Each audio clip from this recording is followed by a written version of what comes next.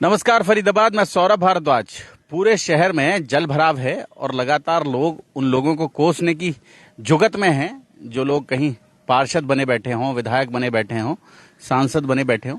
लेकिन सबसे खराब चीज ये हो रही है कि पिछले लगभग 1.5 साल से इस शहर में पार्षद नहीं हैं, और पार्षद नहीं हैं तो लोगों को समझ नहीं आ रहा है कि अपनी बात कहाँ पहुंचाएं, किस तक पहुंचाएं, ताकि उनके आसपास जो जल भराव है, जो सड़कों में गड्ढे हैं, उनको दुरुस्त किया जा सके। चुनाव नहीं हो रहे हैं, सबसे बड़ी बात, चुनाव नहीं हो रहे हैं। और चुनाव नहीं हो रहे हैं, उस पर एक चिट्ठी आ गई है। पारस हमारे साथ हैं, सेफ फरीदाबाद से पारस भारद्वाज हमारे साथ हैं, बात करेंगे उनसे।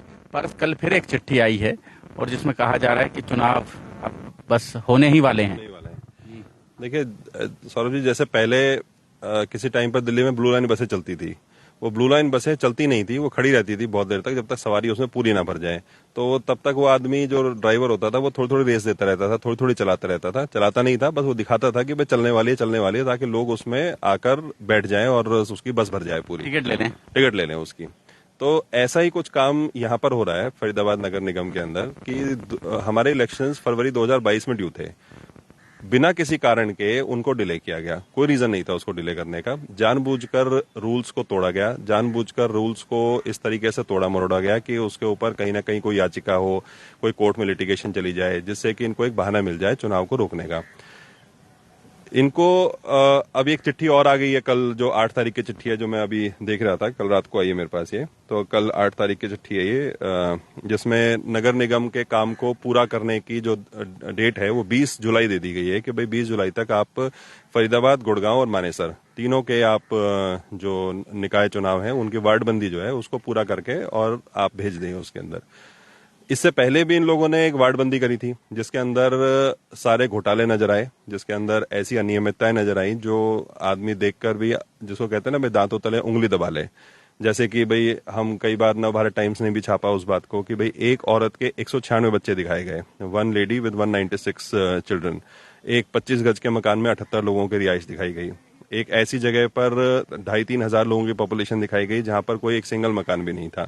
तो इस तरह की अनियमितताएं, इस तरह का जो घोटाला, और ऐसी कंपनी को वो जनगणना करने का काम दिया गया जो कंपनी कबाड़े का काम करती थी, मॉड्यूलर किचन बनाती थी, लोहा गला के काम करती थी, कुछ लोहे से संबंधित काम करती थी, बुराड़ी की कोई छोटी मोटी कंपनी थी, उसको दिखाकर जो है मतलब उसको काम देकर 1.5 करोड़ का टेंडर दिया गया, उसको बाद में बढ़ाकर 3 करोड़ का कर दिया। तो तमाम तरह के जो घोटाले हैं वो पिछली बार हमारे उसके अंदर हुए, पिछली बार जो वार्डबंदी इन लोगों ने करने लगे।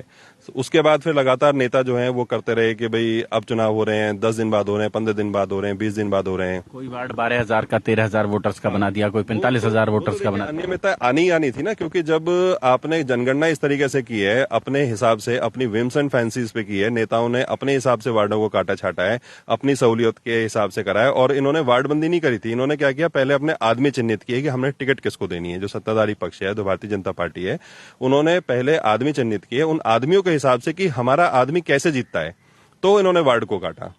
हमारी लड़ाई, हमने इसके ऊपर हमने एक याचिका माननीय हाईकोर्ट में हमने इसमें डाली थी और हमने इसको चैलेंज किया था, इनकी वार्डबंदी को भी चैलेंज किया था, उसके प्रोसेस को भी चैलेंज किया था और इनकी पावर को भी चैलेंज किया था कि as per the act, as per the rule, इनकी जो पावर थी वार्डबंदी करने की वो अगस्त 2021 में लैप्स हो गई थी। अगस्त 2021 के बाद ये लोग वार्डबंदी करने के लिए मतलब उनके पास जो है ना वो पावर नहीं थी वो करने की, लेकिन उसके बाद भी इन्होंने कर दिया, अपने ही रूल्स को ये वायलेट करते रहे। उसके बाद करता तो कौन करता फिर? नहीं, उसके बाद क्या करता? वार्डबंदी करता तो कौन करता? वार्डबंदी कोई करना कोई जरूरी थोड़ा ना है कि हर इलेक्शन से, या अपनी सहूलियत के हिसाब से वार्डबंदी कर रहे हैं, अपने कैंडिडेट को जिताने के लिए वार्डबंदी कर रहे हैं। अदरवाइज वार्डबंदी तो 2017 में भी हुई थी, जो 2017 का इलेक्शन हुआ था वो भी नई वार्डबंदी पर ही हुआ था। तो 2017 के बाद फिर आपको ऐसी क्या जरूरत पड़ेगी कि आपको दोबारा से वार्डबंदी करनी पड़ी? चलो मैं कह रहा हूं अगर जरूरत भी पड़ी, आपका एक अधिकार है वार्डबंदी करना, आपको लगा अपने वार्डबंदी की प्रक्रिया ही फरवरी 2022 में शुरू करी, जब इलेक्शन ड्यू थे, उसके बाद आपने वार्डबंदी की प्रोसेस शुरू किया। फिर लगातार नेता जो है वो जो सत्ताधारी नेता है, चाहे सांसद जी हैं, कृष्णपाल जी हैं, या और कैबिनेट मंत्री जी हैं, मूलचंद शर्मा जी हैं, ये इनके बार बार बयान आते रहे कि भाई अब इलेक्शन हो जाएंगे, तब इलेक्शन करा रहे हैं। और फिर बाद में इन्होंने जनवरी या फरवरी 2023 में इन्होंने एक चिट्ठी का हवाला दिया। इन्होंने कहा जी कि चुनाव आयोग ने हमारी पुरानी वार्डबंदी को सिरे से खारिज कर दिया और उन्होंने कहा कि भाई इसके अंदर 5 से 10% का वेरिएशन होना चाहिए हर वार्ड की पॉपुलेशन में या वोटर्स के अंदर, लेकिन आप लोगों ने जो वेरिएशन है वो 55% का वेरिएशन हो जाए। तो इस तरह का भी अनियमितताएं देखने को मिली। अब एक और नई इन्होंने जिसको कहते हैं ना कि भाई ब्लेटेंट वायलेशन ऑफ लॉ, अब कल की जो चिट्ठी है हमने इसके बीच में, अच्छा एक बात और मैं बता देता हूँ, इसी बीच में एक और चीज आई कि अब ये परिवार पहचान पत्र को लेकर परिवार पहचान पत्र के डेटा पर आधारित जनगणना करेंगे और उसके बेसिस पर इलेक्शन कराएंगे। हमने तुरंत एक दूसरी रिट डाल दी कोर्ट में कि ये जानने के लिए कि भाई सरकार कैसे कर सकती है, क्योंकि म्युनिसिपल कॉर्पोरेशन एक्ट जो हरियाणा की है उसके अंदर परिवार पहचान पत्र का कहीं पर मेंशन नहीं है। उसमें सिर्फ और सिर्फ जनगणना का एक ही जरिया है, वो है डोर टू डोर सर्वे, कि आप डोर टू डोर सर्वे करवाओ और उसके अंदर जो पॉपुलेशन आएगी उसके बेसिस पर आप वोटर डिसाइड करो और फिर आप इलेक्शन कराओगे। पहचान पत्र ले आए, हमने उसको चैलेंज किया कोर्ट में, तो सरकार कोर्ट में जवाब देती है, उसके हमारे पास कॉपी भी है, मैं दे भी दूंगा उस कॉपी को।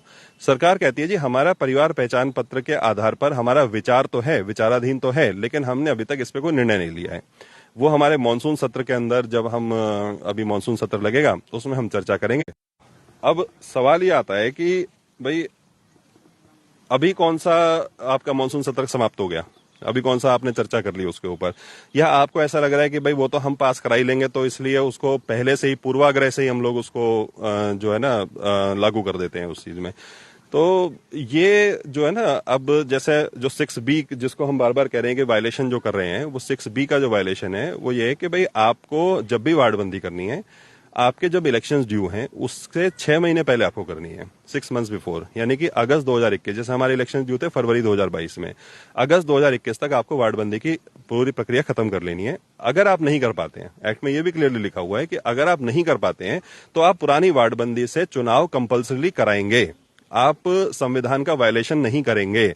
आप 243U जो है जिसके अंदर हम लोकल बॉडी इलेक्शंस की बात करते हैं, जिसके अंदर हम ग्रास रूट डेमोक्रेसी की बात करते हैं, आप उसको कहीं पर भी जो है उसमें बाधा नहीं बनेंगे, 243U की इम्प्लीमेंटेशन में बाधा नहीं बनेंगे आप लोगों को जो पार्षद हैं, जो ग्रास रूट की डेमोक्रेसी है जिसमें हम सरपंच हो गए, पार्षद हो गए, जिला पार्षद हो गए, जिला परिषद जो जैसे गठित होता है, भाई उसको ये, क्योंकि सरकारें अधिकतर क्या है कि ये नॉर्म हमने देखा है पूरे हिंदुस्तान में, यहाँ पर नहीं, हर जगह ही ऐसा करते हैं कि अपनी सहूलियत के हिसाब से जो विधायक हैं, जो सांसद हैं, जो केंद्रीय मंत्री हैं, ये लोग अपने हिसाब से तोड़ते मरोड़ते रहे हैं। ये पहली बार नहीं है, ऐसा नहीं है कि ये पहली बार ये लोग कर रहे हैं, ऐसे पहले भी होता रहा है। लेकिन बात यह है कि भाई हम कब तक पुराने जो हमारा जो पुराना कोड है हम कब तक उसको घसीटते रहेंगे। भाई हम सत्ताएं बदलते हैं, इसलिए तो बदलते हैं कि भाई पुराने सिस्टम खराब था, अब नया सिस्टम लेके आए, तो नया सिस्टम वो पुरानी तरह की गलतियां नहीं करेगा या पुराने तरह से संविधान के साथ छेड़खानी नहीं करेगा। लेकिन अगर वही लोगों ने करना है, वैसा का वैसा ही करना है, उनसे ही ट्यूशंस लेकर आगे फिर दोबारा वैसा करना है, तो फिर ये तो लड़ाई शाश्वत तक लड़ाई रहेगी। फिर तो भाई हमारे जैसे जो समाज के काम देखते हैं लोग, वो इनसे तो फिर हमेशा के लिए हम लोग, ये तो देव और दानवों का युद्ध हो गया जो हमेशा चलता रहेगा। फिर तो मतलब सुधार तो कहीं पर हो ही नहीं रहा।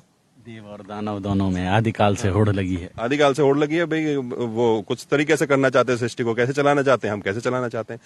तो अब ये जो चिट्ठी है ये तो बिल्कुल ही हास्यास्पद है कि इन्होंने परिवार पहचान पत्र के आधार पर इन्होंने उसको कर दिया कि भाई आप इसको करके और 20 तारीख तक हमें इसकी पूरी वार्डबंदी करके रिपोर्ट 46 वार्ड बना दिए हैं, 45 की जगह एक और बढ़ गया है। चलो अब देखो ये भी कुर्सी और बढ़ गई, ये तो खुशी की बात है शहर की। नहीं, अब आप देखिए इसमें जनता का पर्सपेक्टिव देखिए। पहले जनता ने 2017 से पहले के कुछ वार्ड्स थे, 2017 के पहले के कुछ वार्ड्स थे, उनके बाद जो नंबरिंग थी, वार्ड्स की जो नंबरिंग है, 2017 में नंबरिंग बदल दी। 5 साल में कैसे तैसे करके तो लोगों ने अपने वार्डों के नंबर याद रखे, जो आम जनता है। 2022 में आपने फिर बदल दिया। जो वार्ड नंबर 1 था अब वो वार्ड नंबर कुछ और ही बन गया। जो वार्ड नंबर 16 था वो 26 बन गया। जो 32 था वो 18 बन गया।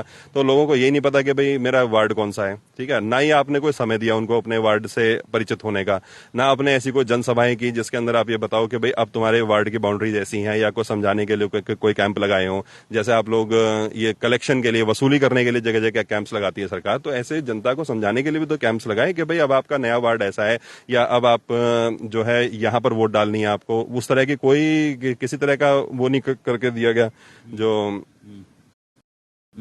किसी तरह का भी जो है इन्होंने जिसको कहते हैं हम एक पब्लिक अवेयरनेस जो है वो नहीं किसी तरीके से करेगी।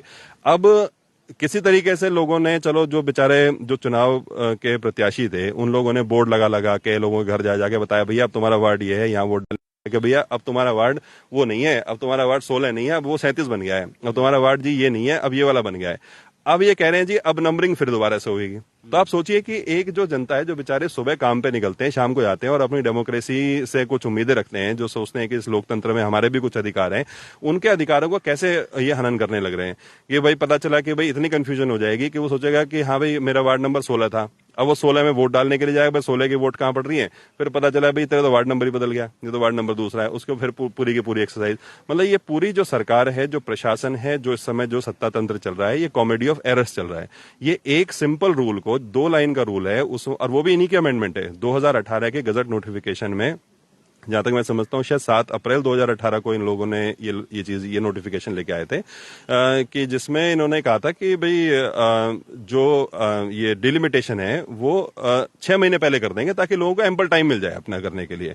बड़ी अच्छी इंटेंशन से लेके आए, लेकिन अपने ही रूल्स को खुद वायलेट कर रहे हैं, अपने ही जो नियम बना रहे हैं उसको ताक पे रख के ये लोग काम कर रहे हैं। तो मैं जानना चाहता हूं, और ये जनता भी जानना चाहती है कि भाई कारण क्या है। आप खुल के बता दो ना भाई, आप ये चाहते हो, भाई हम फिर उसी हिसाब से काम कर दें। जनता उसे चुनाव होने दोगे, नहीं होने दोगे? नहीं, देखिए हम चुनाव के बिल्कुल ऐसा नहीं है कि हम चुनाव के खिलाफ हैं, लेकिन हम कहते हैं इलेक्शंस हो, टाइम पर हो, फेयर इलेक्शंस हो। लोग कहते हैं बार बार कोर्ट चले जाते हैं। कोर्ट इसलिए जाते हैं क्योंकि फेयर इलेक्शंस नहीं होने देते।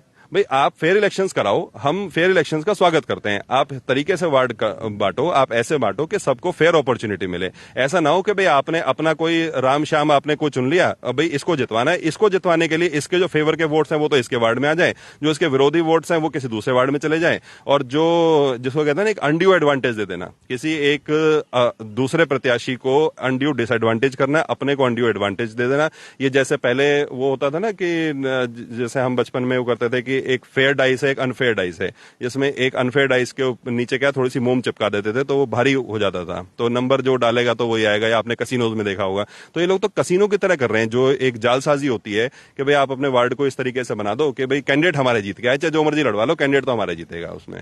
फिर कह देंगे जी देखो जो जनता का मैंडेट हमारे साथ है इसमें। तो ये तो एक जिसको कहते हैं ना कि एक मैनिपुलेटिव मैंडेट ये लोग तैयार करने की कोशिश कर रहे हैं। हम उसके खिलाफ हैं, उसके लिए हम कोर्ट में जाते हैं। और अगर देखिए हमारे कहीं पर भी देखिए कोर्ट में जाने का मतलब ऐसा नहीं है कि आप गए और कोर्ट ने आपके एक्सेप्ट कर लिया। कहीं ना कहीं कोर्ट को दिखता है कि भाई ये वायलेशंस हो रही हैं, कहीं ना कहीं दिखता है ग्रॉस वायलेशंस सरकार कर रही है, तभी वो हमारी जो याचिका है उनको एक्सेप्ट करती है। ये जो कल परसों चिट्ठी आई है इस पर फिर जाएंगे क्या कोर्ट? बिल्कुल 100% जाएंगे जी इसमें कोर्ट। और अगर हमारे उसमें कहीं पर भी दम नहीं होता तो आपने तो देखा है कि हाई कोर्ट में अगर कहीं पर भी फ्रिवलेस मैटर्स आप दोगे तो उठा के फेंक देते हैं एकदम से, उसमें कहीं पर भी एंटरटेन नहीं करते। अगर उसमें बहस चल रही है लगातार 1 साल से, चीफ जस्टिस साहब सुन रहे हैं हमारी इस बहस को, तो इसका मतलब यह है कि कहीं ना कहीं तो हमारे पास इसका वैलिड रीजन है, कहीं ना कहीं तो उनको दिख रहा है कि जनता के जो हित हैं उनको कहीं ना कहीं वायलेशंस की जा रही हैं।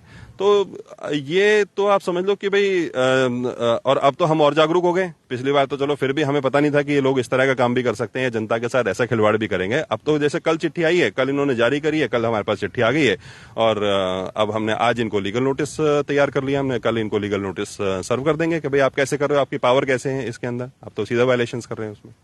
तो फरीदाबाद आप ये समझें कि जो चिट्ठी कल आई है और तमाम सोशल मीडिया पर घूम रही है फिलहाल चुनाव को लेकर, वो चिट्ठी को चैलेंज करने की पूरी तैयारी है, और चुनाव निकट भविष्य में होंगे इसकी संभावना बहुत क्षीण है। चुनाव जो है ना जी वो मतलब एक टूल की तरह नहीं होने चाहिए, वो डेमोक्रेसी को स्थापित करने के लिए होने चाहिए। वो ऐसा नहीं होने चाहिए कि आपने एक टूल की तरह इस्तेमाल किया, आपने अपने फायदे के लिए किया, आपने ऐसे जनप्रतिनिधि जनता के ऊपर थोप दिए, षड्यंत्र करके आपने थोप दिए, फिर जनता 5 साल जो है वो रोती रहे, और फिर जाएगी किसके पास, क्योंकि आप ही की पार्टी के लोग आ गए, आप ही की पार्टी की बाई चांस मान लो सरकार बन जाती है। वैसे तो हरियाणा में जिस हिसाब से फरीदाबाद की मैं बात करूं, हरियाणा की तो क्या कह सकता हूं कि भाई आपके लोग तो जीत के नहीं आ रहे हैं वैसे, लेकिन चलो फिर भी मैं कह रहा हूं बाई चांस हो सकता है पब्लिक आपको कोई मैंडेट दे दे, तो आप ही के वो पार्षद है, आप ही के वो विधायक है, आप ही के सांसद हैं, तो पब्लिक जाए कहां? वो कहेगा जी कि वो आपकी पार्टी लाइन से अलग चलेगा नहीं, क्योंकि बनवाने में आपने इतना षड्यंत्र कर दिया, वो पार्टी लाइन से अलग चल नहीं सकता। तो मतलब जनप्रतिनिधि कहां आ पाए उसमें?